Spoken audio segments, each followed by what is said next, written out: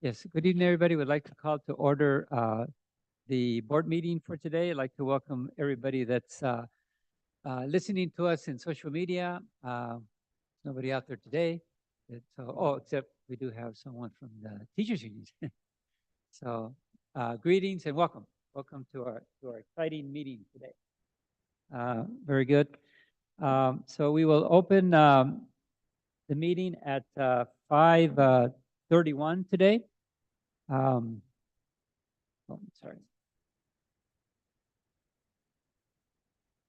Call to order at 5:31. Ms. Koenig, if you could please do a roll call, a line roll call. Vice President Robert Ocampo, Present. Clerk Jose Antonio Jimenez, Present. Trustee Guadalupe Yilpas Pereira, Trustee Leticia Garcia, Present. Trustee Beatriz Perez. Here. Okay, Ms. Koenig, if you could lead us in a pledge of allegiance. Ready? Salute. I pledge allegiance to the flag of the United States of America and to the republic for which it stands, one nation, under God, indivisible, with liberty and justice for all.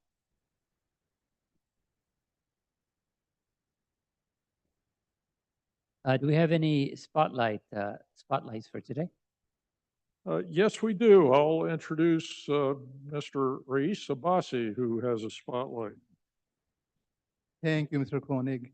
So we are continuing with our construction and reconstruction projects. And with that, we have a good news that for Fremont Elementary School, we are going to have a groundbreaking ceremony next week, July 24th at 10 a.m. So we are going to be in the real busy construction season. We already began construction of LSL Community School. So this is the second big project that we are going to undertake pretty soon. Board of Trustees are invited. We sent all the invitations yesterday. We hope to see you there next week.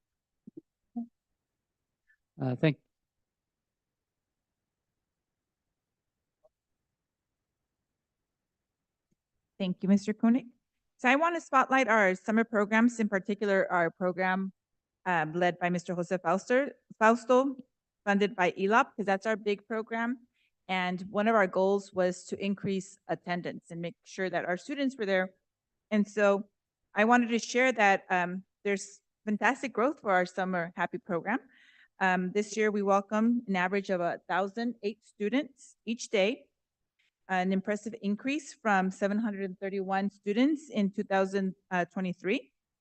So the surge in attendance reflects our community's enthusiasm for engaging summer activities, as you'd find in the Happy Camper program. And so I just want to thank all those involved in making this a success. So thank you. Okay, yeah, thank you also, Senora Manso and Mr. Abassi for those great reports. So we now move to the adoption of the agenda. I'll entertain a motion at this time. I'll make a motion. Okay, motion made by La Senora Gilpa, seconded by Mr. Jimenez. Are there any comments or questions? Okay, well, Mr. Koenig, if you could do a line vote, please. Vice President Ocampo, Yes. Clerk Jimenez, Yes. Trustee Gilpas Pereira, Yes. Trustee Garcia, Yes. Trustee Perez. Yes. Okay, very good. Number 2 is a public comment concerning items on the open agenda and or non-agenda items. There will be a 2-minute limit for individuals and a 20-minute limit on total public comments. There is no ceding of one's time to other individuals. Do we have any public comments today? There appear to be none. Okay, very good. So I guess we have a starting time and an ending time of 5:35. Associate comments. Do we have any comments from the LaSalle Teachers Association? Okay, thank you very much. CSEA, I don't believe is here today. No. And also Chapter 577 United Substitute Teachers is not here today also. We'll move on to number 3, which is the superintendent's update.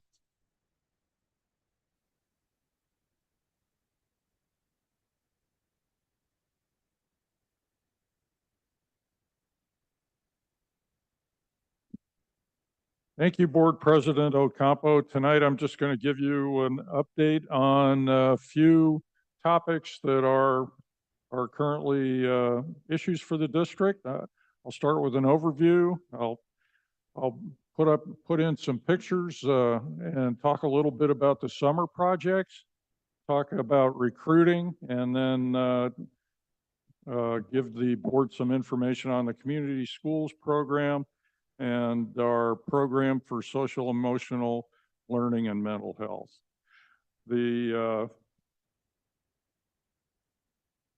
First of all, with regards to the overall program, we've got 2 new programs this year. The Visual and Performing Arts program, as you're aware, in 2022, the voters of California decided to make sure that enough money was set aside that there would be visual and performing arts instruction in every public school in California.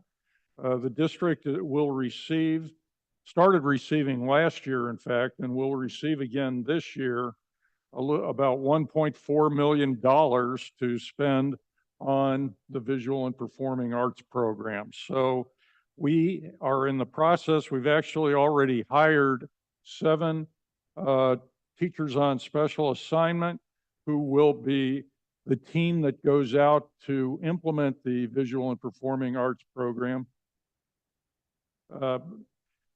And this is a work in progress. We have generally the outlines of what this will look like, but there are a lot of details that still need to be filled in, but we are working on it very hard. In addition, the district received, as you'll recall, $17.3 million a couple of months ago for the community schools program, and we'll talk about that a little bit further down the road. There is a program change. This is kind of a major program change to the special education program. Up till now, all of the students who were preschool, who were not eligible to enter kindergarten, that means they didn't turn 5 before the 2nd of September of the year that they start school, they've been remaining in the preschool special day class program.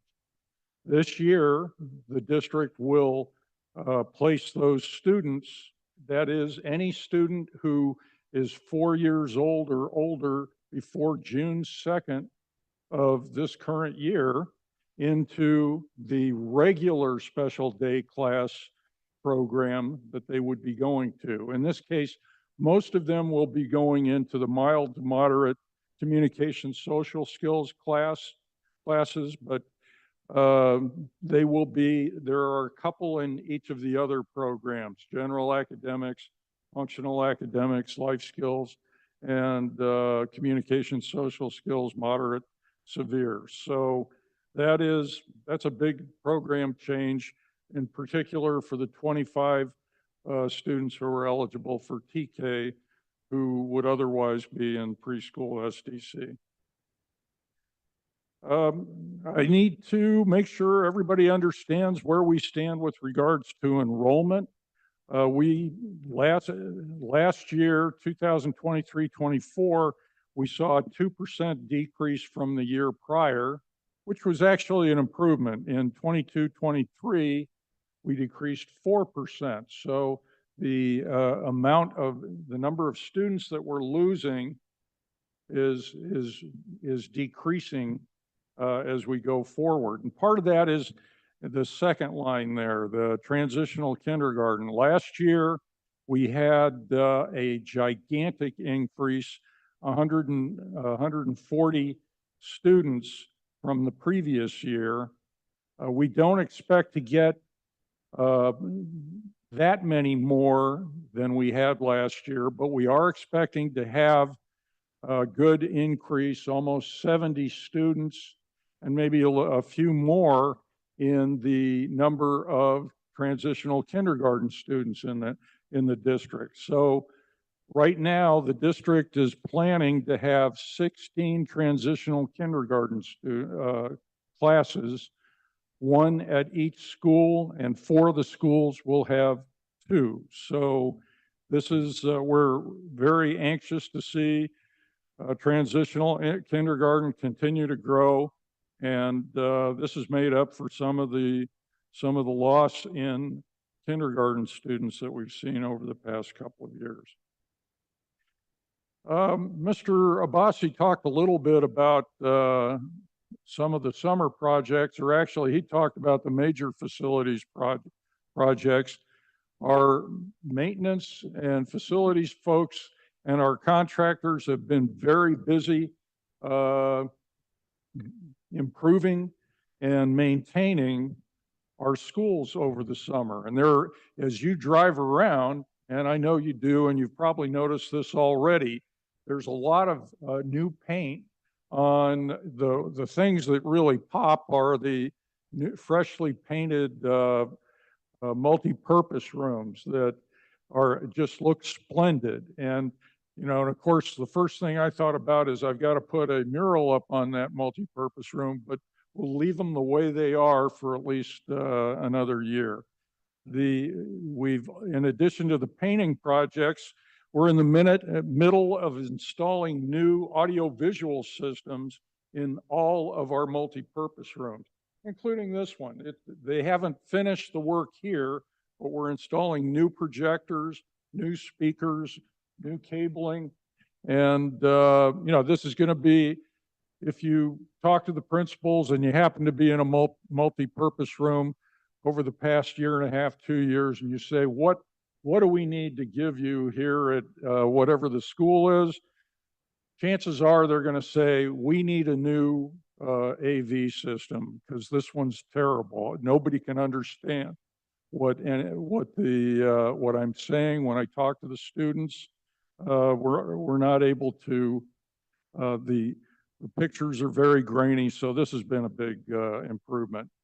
And then we had some eaches. We've installed artificial turf in the small, formerly grass area in the back of Frank Paul Elementary School.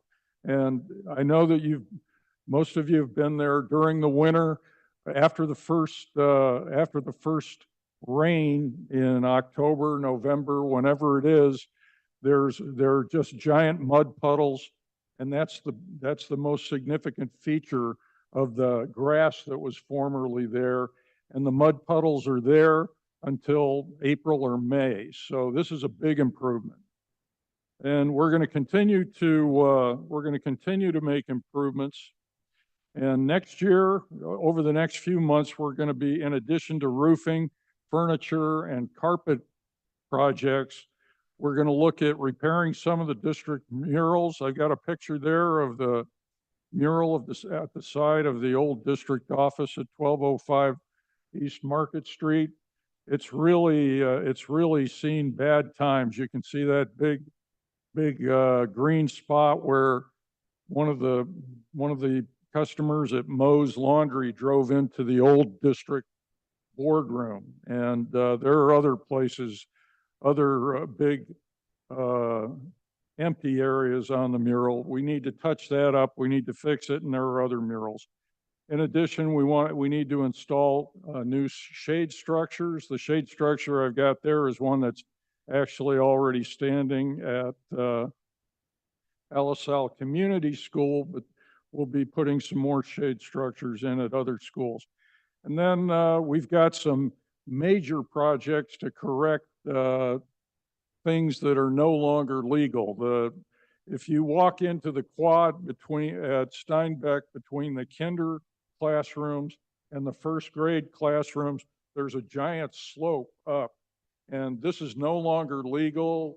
We can no longer get any projects approved for Steinbeck Elementary School until we come up with a solution. And the only thing I can tell you about the solution is it's going to be expensive because it's going to involve a lot of concrete work, a lot of demolition of concrete, and but it's something that needs to be fixed. We need to have the proper slopes so that in particular, the students with disabilities can get around easily at John E. Steinbeck. A little bit of an update on our current teacher recruiting status. If you compare 2023-24 to this year overall, and I just want to focus on classroom teachers, we're not talking about TOSAs except as it relates to the classroom teacher recruiting. We need 5 fewer teachers this year than we had last year. We're in declining enrollment. Overall, there's a need for 5 fewer teachers. We had 34 resignations this year. And that's about, every year we see about 10% of our force. Some of them are resignations. People want to move on to something else.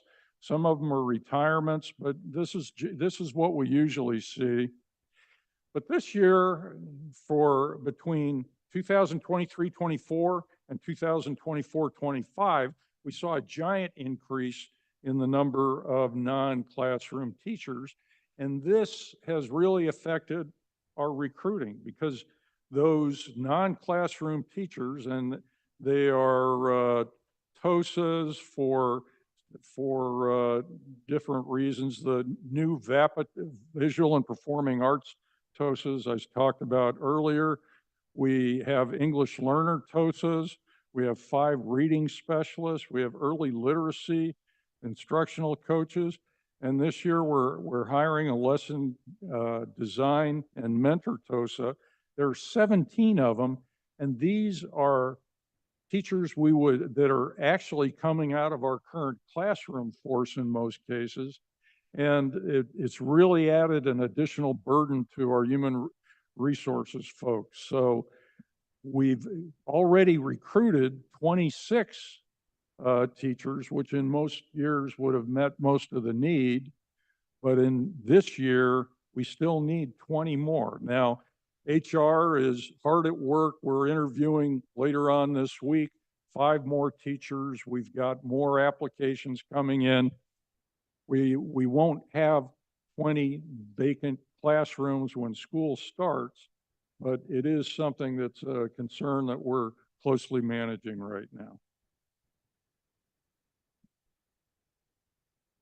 I just want to, we talked a little bit about community schools. Just want to give the board an overview on what we're doing and the phasing that we're using to implement this program. This is a 5-year program, $17 million to pay for basically personnel for each one of our 12 schools. We're in the process of hiring a director, the person who's going to be in charge of the community schools program and the ALISAL Family Resource Centers, which will now be part of the community schools program. This director will have a secretary. We're hiring 12 other administrators, 12 coordinators, 1 for each school site. We're hiring 12 parent education specialists. And then, we've got some issues. One issue, it's pretty straightforward where some of these community school facilities are going to be located. 3 of them we'll talk about in a second are going to be the family resource centers, but it's not clear where we're going to be putting the community school centers at all of the schools. So at the end of next week, we're going to be walking through each one of the school sites with the principals and identifying a classroom where we will be setting up to provide those services to the community. We're going to have a phased rollout. We're not going to just start this all at one time. We're going to hire the director and so on. We're involved in the hiring right now.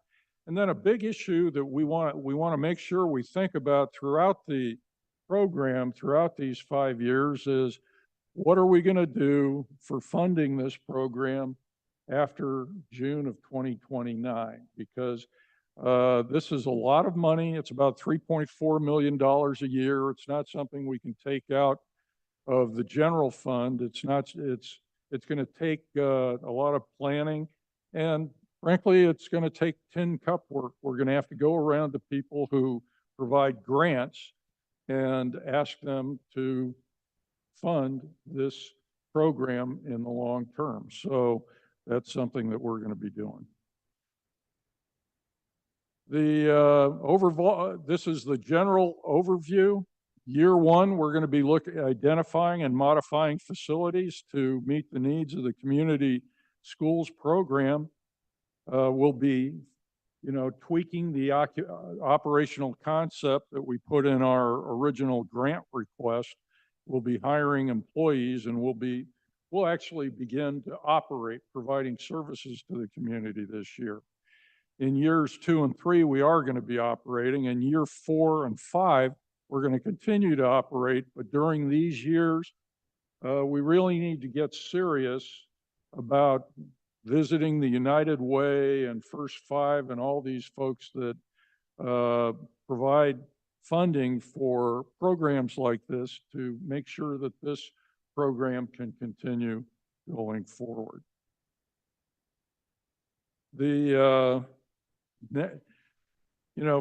Between now and the end of the year, you can see the timeline that we've got. The first thing we need to do is hire a director, and then we need to establish the 3 community schools that are, it makes the most sense to establish first, the places where we've already got the family resource centers. Then between October and November, we'll be hiring the 3 coordinators and parent ed specialists for the community schools at Fremont, VRB, and Barden. The reason we want to start with those schools is we have a pretty good idea where the facility will be at Fremont, VRB, and Barden, and so we'll move into those next. And then in the second half of the year, we're going to hire the remaining 6 coordinators and the remaining 6 parent education specialists, and we'll establish the remaining 6 community schools. And that's all I've got to say about community schools. So next, we'll talk a little bit about social emotional learning and behavior, and what's the district's vision. And the district's vision is to provide for every student's success by addressing the social and emotional needs of the whole child. And so to do that, we have established and we are going to maintain structures and processes to address student trauma, behavior, and other issues so that each student will learn to the best of their ability. We've talked to the board about this before, but our social emotional learning and behavior program addresses the students in 3 tiers. And tier 1 deals with the needs of all students, and the number one person who deals with the needs of all students is the classroom teacher. And this, we've got loving, well-trained teachers in our classrooms that establish a relationship with each one of our students, and they are the ones that meet the needs of the overwhelming majority of the students. Then we have tier 2. This is for some students, and this involves targeted intervention that's provided by resources outside of the classroom. And I've got a couple of them are here. School counselors provide one-on-one and group therapy to these students. And then we've got a program called Sticks and Stones that provides some of the same things with their counselors. Then tier 3, this is very few students, maybe 1 per grade level at each school site. These are students who need intensive interventions, and the program that we are going to use to address those intensive interventions is a company called Effective School Solutions. We've talked to the board about them before. This past year, 2023-24, we had 6 clinicians from that company. This year, we've got 12. We've doubled the number, and we have 1 clinician at each school site. In addition to Effective School Solutions, we also have, special ed services that result from an IEP, 504 accommodations that are made for students, behavior technicians, and for students who we can't meet the needs of, there's the therapeutic intervention program, which for the next year is going to be the only way we can get those intensive services is by sending a student to the county Office of Education programs. But in 2025-26, we'll have our own program.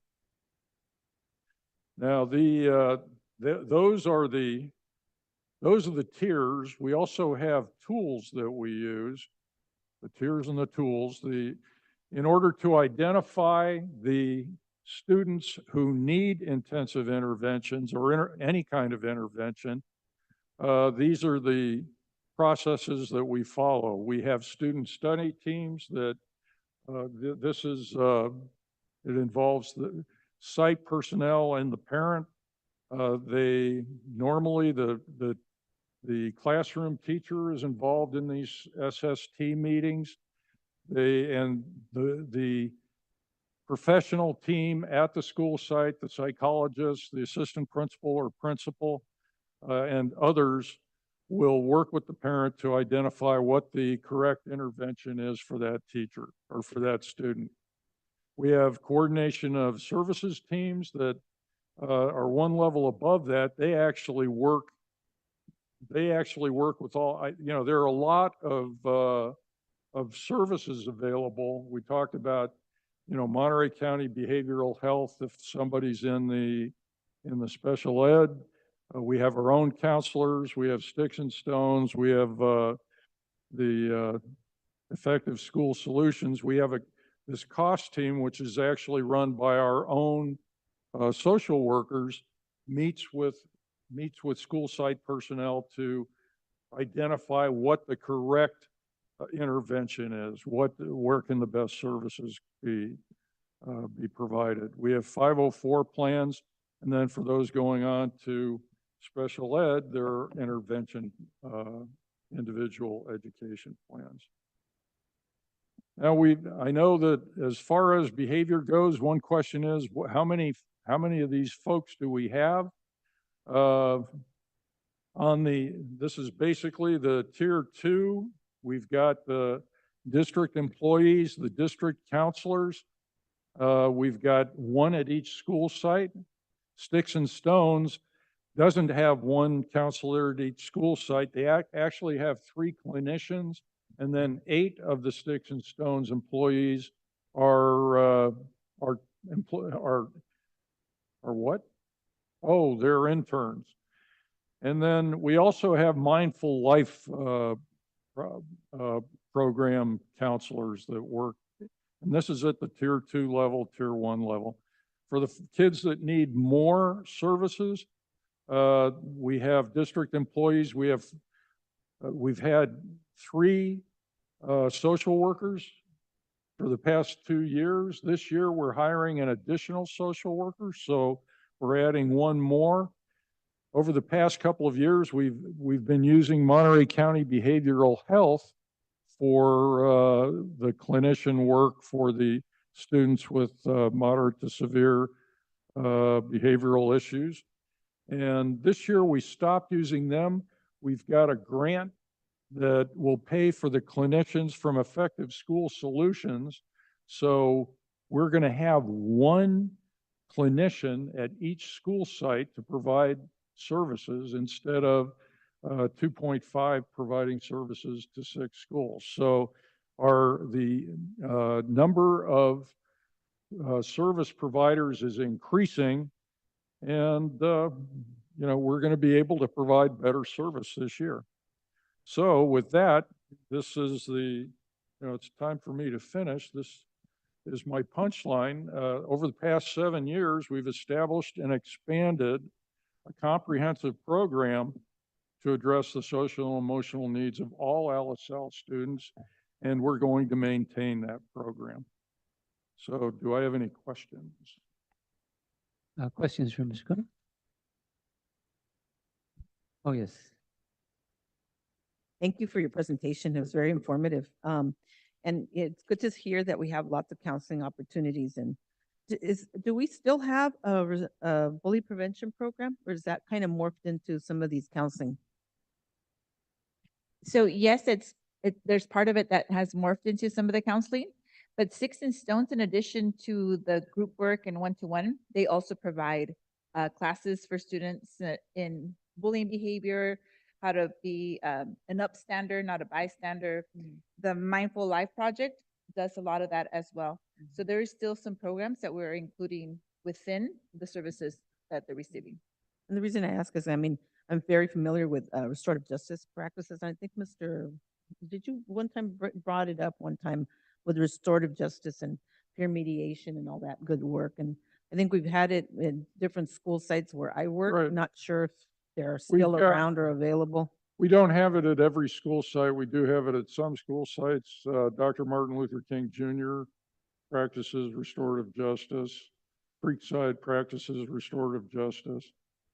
I think we've got others, but I can't remember which ones. And our social workers are actually trained, so they will be supporting, they are using restorative circles.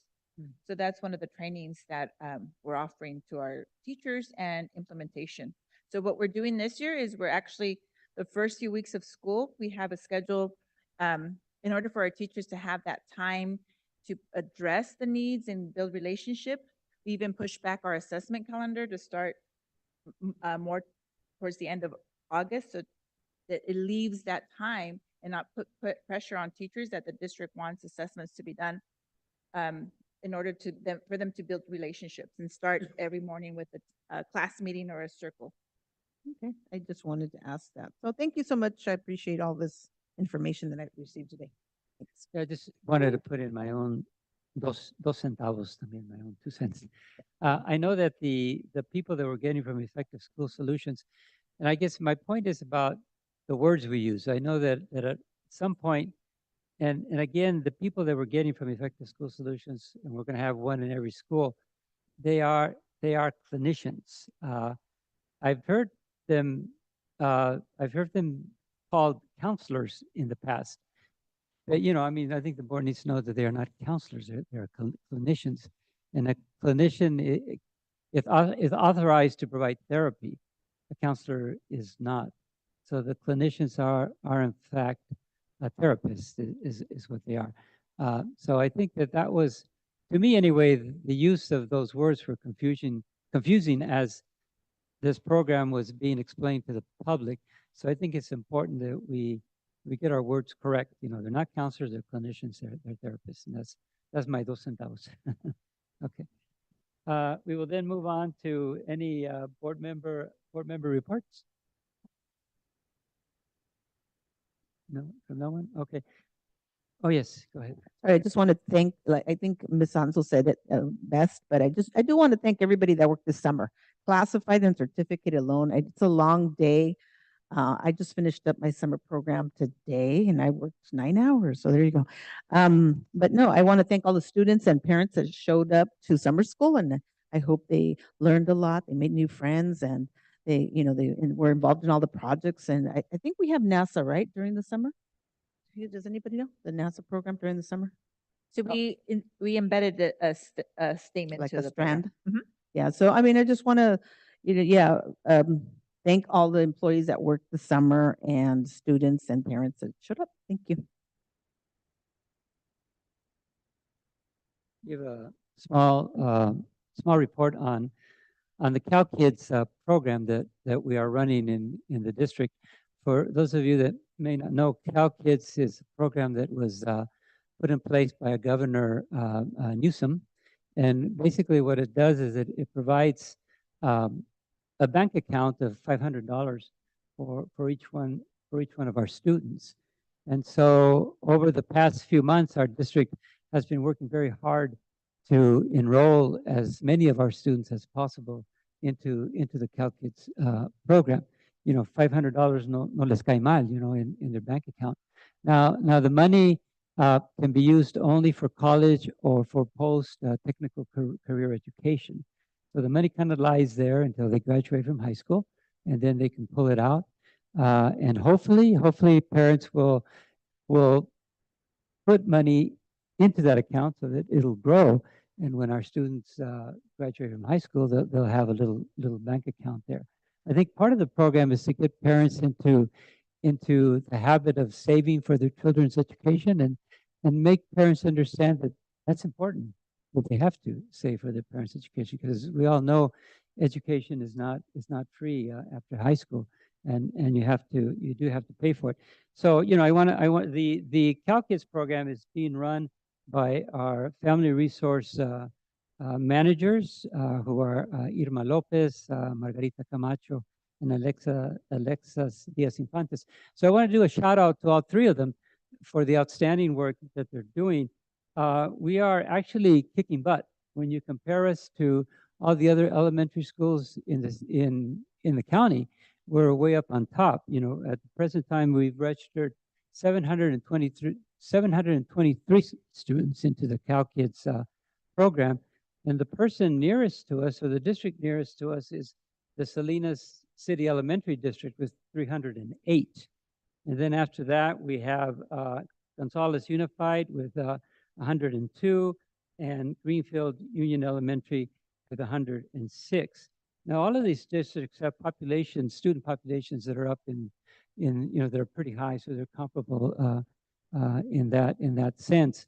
So I just want to make the board aware of that program, and I guess it's a program that I am really excited about, and I'm just glad to see that our managers for the Family Resource Centers are pushing it. In fact, I'm meeting with Irma Lopez on the 24th, so she can tell me all the different things that they are doing to promote this program.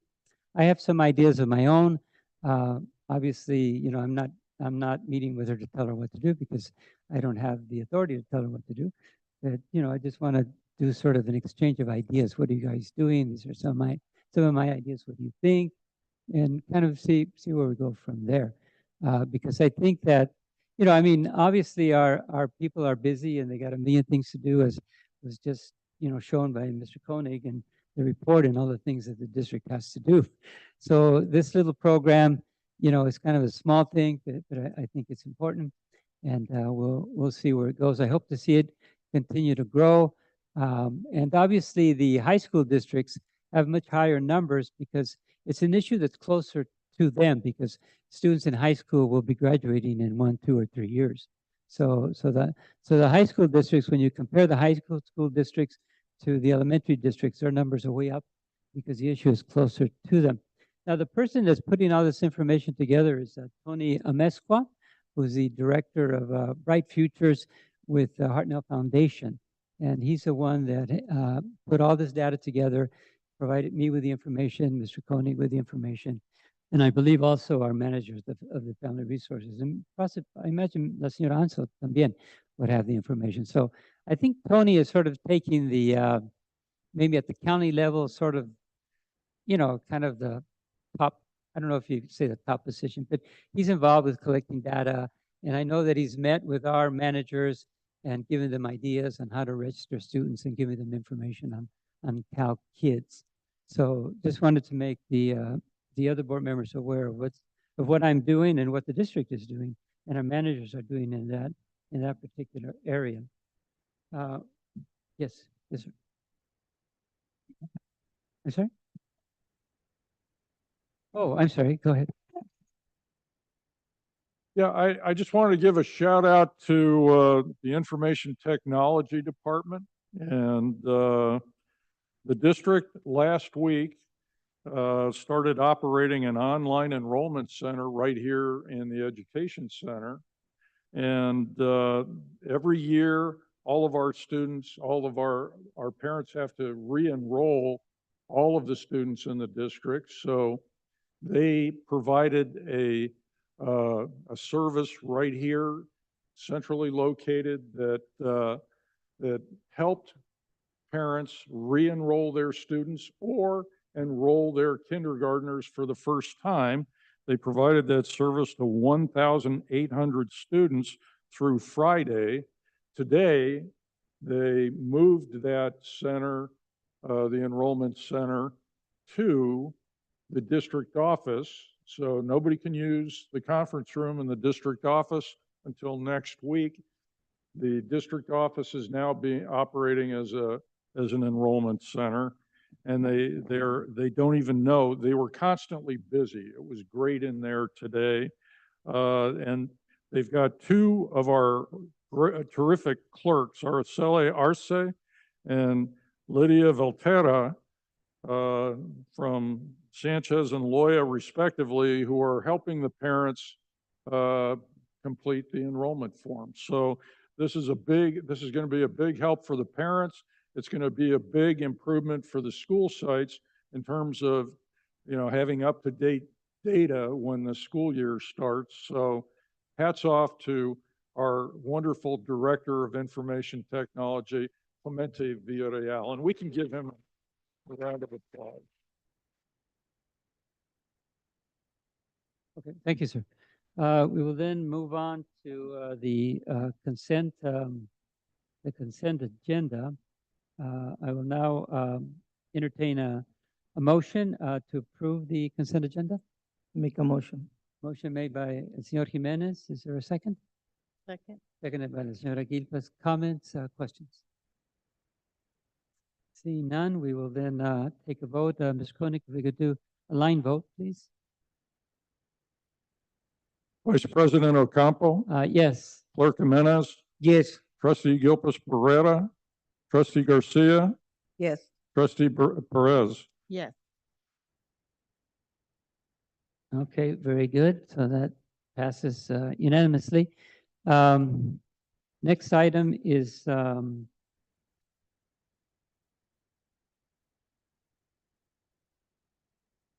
educational services. We have an item for an informational item, which is the quarterly Williams Uniform Complaint Report Summary, April, May, and June of 2024. Are there any comments on the information item? Okay, we will then move on to administrative services. We have an action item, which is Resolution 2425-01, increase by 5% in compensation of board members in accordance with Education Code 35120 and Board Bylaws 9250, effective 7/19/2024. I will entertain a motion for that. Okay, is there a second? Second. Second, comments, questions? I guess my only comment is that, we're looking at 5%. I'm sorry, what was the percentage on that? 5%. 5% for us is like $16, I think, which is maybe one Subway sandwich once a month. And I think we're worth one Subway sandwich once a month, I think. Anyway, so very good. So if we can do a line vote, Ms. Koenig? Vice President Ocampo, Yes. Clerk Jimenez, Yes. Trustee Gilpus Pereira, Trustee Garcia, Trustee Perez. Yes. We move on to number B, action item, reimbursement to Salinas City Elementary School District for trustee Leticia Garcia to attend 24-25 school business district related events. We'll entertain a motion. Moved by La Señora Gilpas, second. Second. Seconded by El Señora Jimenez. Comments, questions? Line vote, please. Vice President Ocampo, Yes. Clerk Jimenez, Yes. Trustee Gilpus Pereira, Trustee Garcia, Yes. Trustee Perez. Item D, consideration and action regarding executive compensation. Monica, oh, I'm sorry, Let I'm us see, sorry, I missed C, yes. Action item, California Latino School Board Association, CLSBA Unity 2024 Conference in Monterey, California, August 1 through 4th, 2024. Attendees, board members. I will entertain a motion. So moved by la señora Gilpas, Second. second by señor Jimenez. Comments, questions? Line vote. Vice President Ocampo, Yes. Clerk Jimenez, Yes. Trustee Gilpus Pereira, Trustee Garcia, Yes. Trustee Perez. D, consideration and action regarding executive compensation. Monica Anso, Deputy Superintendent. Will entertain a motion. I make a motion. Motion made by el señor Jimenez. Second. No, Sir- Mrs. Oh, I'm sorry. Mrs. Mr. Garcia. first. Garcia, sorry. Second by, yeah. That's a. Did my difficult- deep voice throw you off? No, it was me. Sorry, Ms. Garcia, thank you. Second by Mr. Jimenez, right? I Yes. think? Okay, very good. Comments, questions? Can you read it? Sure. The district will consider approving a First Amendment to the employment agreement for Monica Anzo as Deputy Superintendent of the school district. The First Amendment will only affect the salary. A summary of the financial terms are as follows. The Deputy Superintendent will be placed on the revised cabinet salary schedule as adopted by the board on June 26, 2024. Ms. Anzo's placement will be retroactive to July 1st, 2023, and she will receive the difference of $9,659.43 for the 2023-24 year, less all applicable deductions. Effective July 1st, 2024, the deputy superintendent's salary will increase by 3.5%, which will result in a new base salary of $242,190 for the 2024-25 school year. All other terms and conditions of the integrated agreement remain the same. Thank you, Mr. Cronin. Any comments or questions? Line vote? Vice President Ocampo, Yes. Clerk Jimenez, Yes. Trustee Gilpus Pereira, Trustee Garcia, Yes. Trustee Perez. Yes. Okay. Consideration and action regarding executive compensation. Rais Abassi, Associate Superintendent, Business Services. Need a motion? Make a motion. Motion made by Mr. Jimenez, I'll second. second by La Señora Garcia with a deep voice. No, sorry. Sorry, I apologize. Comments, questions? Line vote, please. I'll read the No, you need- Oh, sorry. The district will consider approving a third amendment to the employment agreement for Mr. Rais Abassi as the Associate Superintendent of Business Services of the school district. This third amendment will only affect the salary. The summary of the financial terms are as follows. The Associate Superintendent of Business will be placed on the revised cabinet salary schedule as adopted by the board on June 26, 2024. Mr. Abassi's placement will be retroactive to July 1st, 2023, and he will receive the difference of $9,659.43 for the 2023-24 year, less all applicable deductions. Effective July 1st, 2024, the Associate Superintendent of Business Services will be placed on Step 5 of the revised cabinet salary schedule, which will result in a new base salary of $222,164 for the 2024-25 school year. All other terms and conditions of the integrated agreement remain the same. Okay, thank you for that. Comments, questions? Line vote? Vice President Ocampo, Yes. Clerk Jimenez, Yes. Trustee Gilpus Pereira, Trustee Garcia, Yes. Trustee Perez. F, consideration and action item, executive compensation Arturo Duran, Assistant Superintendent, Human Resources. Motion on that one? Make a motion. Motion, Mr. Jimenez. Second. Second, Senora Perez. If you can read the order, Mr. Khan. The district will consider approving a First Amendment to the employment agreement for Arturo Duran as the Assistant Superintendent of Human Resources of the school district. This First Amendment will only affect the salary. A summary of the financial terms are as follows. The Assistant Superintendent of Human Resources will be placed on the revised cabinet salary schedule as adopted by the board on June 26, 2024. Mr. Duran's placement will be retroactive to July 1st, 2023, and he will receive the difference of $8,505.06 for the 2023-24 year, less all applicable deductions. Effective July 1st, 2024, the Assistant Superintendent of Human Resources will be placed on Step 5 of the revised cabinet salary schedule, which will result in a new base salary of $205 for $205,422 for the 2024-25 school year. All other terms and conditions of the integrated agreement remains the same. Questions, comments? No? Okay, line vote, please. Vice President Ocampo, Yes. Clerk Jimenez, Yes. Trustee Gilpus Pereira, Trustee Garcia, Yes. Trustee Perez. Yes. Nothing. Okay, number 8, future agenda items. This is for the review of the board. We have a school site presentation, Maria Lepe, Principal, Alisal Community. A school site presentation, Principal Alberta Bustamante, Fremont Elementary. Are there anybody wishing to put any new items? No? Okay.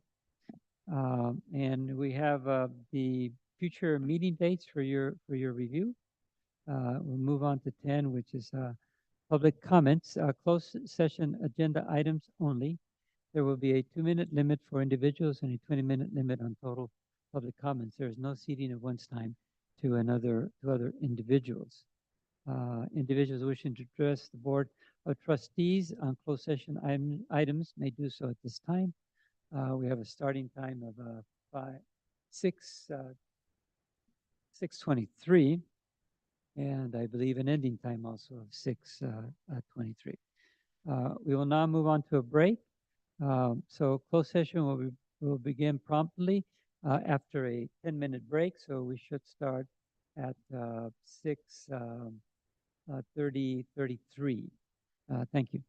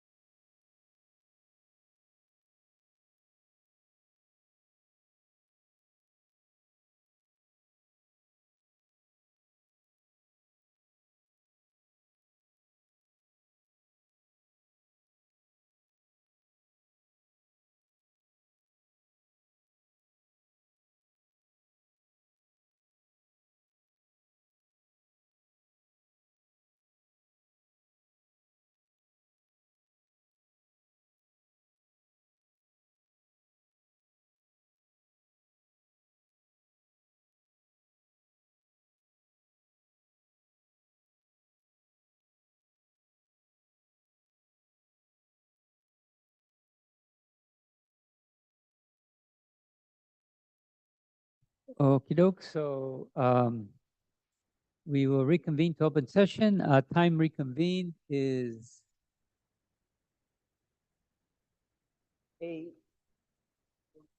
Forty-one. 8:41. And we do have one reportable action. On a vote of 5-0, the board adopted the evaluation of the superintendent. Adjournment now, meeting adjourned at 8:41, 42. Okay. Thank you. Thank you. Thank you, everybody.